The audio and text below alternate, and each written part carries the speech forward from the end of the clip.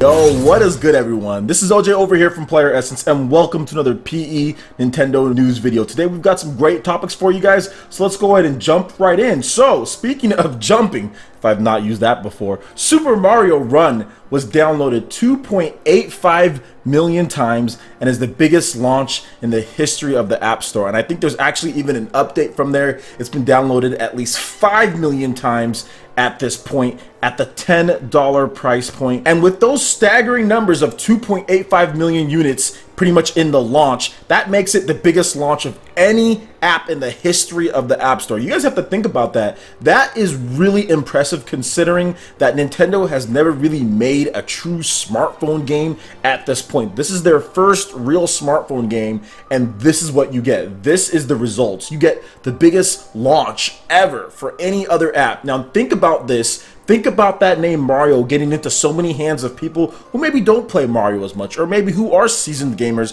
and decided to pick it up. They let their friends know about it, then they let their friends know about it. And from what I'm seeing, I've heard people complain about the price of it, but I really don't think it's because of the quality of the game or anything like that. I just think that's because of what people expect on mobile. You expect a free game that's like an endless runner with literally no content, no levels, or no things like that, and just be able to microtransaction things. That's pretty much how most mobile games or runners work. There's literally nothing in there other than just an endless running thing till you get hit by something of procedurally generated things coming at you, and then there's microtransactions all over the place, and people aren't necessarily thinking about it as far as getting a full product that you can replay that has all the multiple levels and what that actually costs. So I think that personally, I'd like to see more of a model like this to where we actually get a mobile game that's not only quick and fun and addictive, but at the same time doesn't try to gouge you with microtransactions all over the place because they pop up and you have ads popping up all over the place.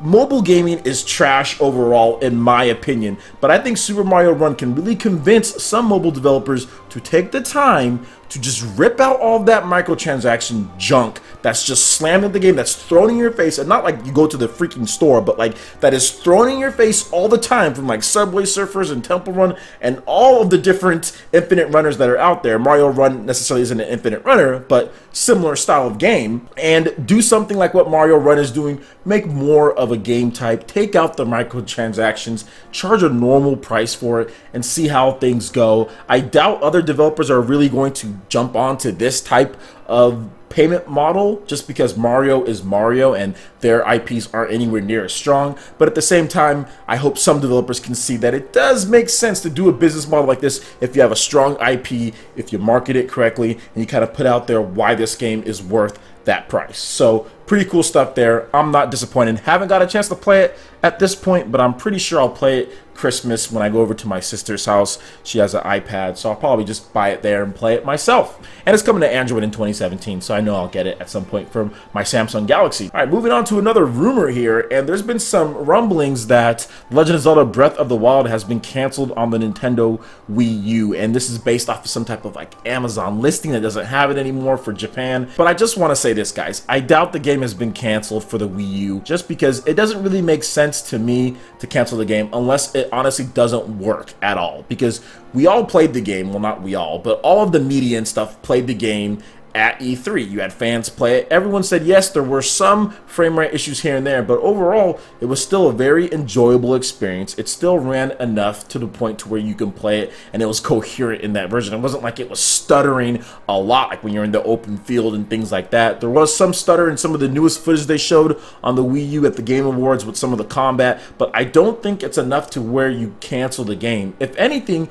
you can leave it on the Wii U because yes, the Wii U has not sold as much as everyone would have liked it to sell, but you still have a fan base of about 13 million, and 1 million or so might purchase the game. In addition to the Nintendo Switch, which is coming out new, which it's not going to have as many units out on the Wii U, obviously, but it's still going to be more popular because it's the new game. So, in my opinion, it's like a Twilight Princess situation. It's something to where it doesn't hurt to kind of launch the Switch version first, maybe, and then actually delay or push the Wii U version to a later time, like they did with The Legend of Zelda Twilight Princess, where it launched on the Wii first and then the GameCube version came out later afterwards if you really want to push your new system. So I think that might be what's going on here, instead of the game just being outright canceled, because I don't know if Nintendo would go that far to just cancel the game, even though it is running on the Wii U. So we're gonna have to wait and see. Obviously, the Switch version runs better from what we've seen on Jimmy Fallon compared to the Wii U version. Both of those versions are not complete though. At least that's what we think. But just basing it off of the Fallon version as far as the Nintendo Switch compared to the Wii U, Game Explain did a video, lots of other people have done a video. It seems like the Nintendo Switch version obviously runs a lot smoother because the system is more powerful, so that makes sense. I'm not on the bandwagon of it being canceled at this point, but I do think that there might be a staggered release where the Switch version comes out first. Alright, and for the last topic here, this is just a little note to my fellow Nintendo fans, and I really want to make sure you guys listen to this, especially with the Nintendo Switch reveal event coming up soon. Guys, there is no need to argue with people so much about the power of the Nintendo Switch, especially after that VentureBeat article or the GamesBeat article. There's really no reason to do so. People are bringing up stuff that had already been said well beforehand with the Eurogamer. Everyone with half a brain, after it was revealed that Nvidia was powering the Nintendo Switch, automatically said, okay, Eurogamer was correct. It's going to be around Xbox One power level. It's going to be around what those systems can do. It's going to have a newer architecture. It's going to be a little bit more modern. Who knows what the CPU is going to be? There's just so much stuff to be revealed. We don't know about supplemental computing devices. There's no need to beat your head against the walls, against these people that come into these comment sections and continue to argue and try to say, oh, well, it's not going to be able to do this, this, and this. They haven't programmed a day in their life. They completely ignore what the CEO from Nvidia had to say, which knows a lot more about tech than they do, about the Switch being able to easily handle ports. Has no idea as far as newer architecture, how you can get more out of less just because it's newer. They have no idea about these things. So guys, there's no reason to sit here and continue arguing with these people. When Nintendo unveils the Switch for real in January, and maybe later down the line they show with that USB-C that you can have a supplemental computing device, I'm pretty sure we're going to be able to get games that look just as nice and just as fantastic as any other system. Does it need to be the best in the world? Does it need to be like a high-end PC? Does it need to be so good to the point to where the system costs $400 or something like that? Absolutely not. What it needs to be is a solid system with great looking graphics and plays normal with great online and great features. That's what the Nintendo Switch is. I would really like to get the focus on making sure Nintendo handles the infrastructure and they handle the UI and they handle all of those things a lot better. Now, if you looked at my last video and I talked about the Nvidia Shield, if they have something like that as far as the UI goes, to where you can kind of just quickly swap and get into different things from the home menu, and it makes it more interactive. And I know the Shield, the Nvidia Shield, that is a weaker system than what the Nintendo Switch is going to be, and that was handling stuff really well as far as pausing the game and going right into different options and menus and things like that, and having certain features. It can do a lot of stuff. So if they take that and the GeForce experience that was clearly labeled on there and put that on the Nintendo Switch, which isn't going to take like running Windows 10 on the Xbox One and how much gigabytes of RAM that you need to run that beast of an operating system, if they do something a lot more light and flexible, this thing's going to be okay. There is no need to argue with these people about power because games are going to look great. Trust me, games are going to look great. You can point at the Legend of Zelda Breath of the Wild all you want to, but how big that world is and how expansive and the art stuff that they're going for, it's not going to tell the whole story as far as what the Nintendo Switch can do. We're going to have to wait and see what Monolith Soft has to offer. We're going to have to wait and see what Retro Studios has to offer. And I think that's going to be the big qualifier in this. What does Retro Studios make? How does it look? Because even on the Wii U, they weren't able to flex their muscle because all they did was Donkey Kong. Okay, and while that game looked okay, it's still not like what Metroid Prime was to the GameCube.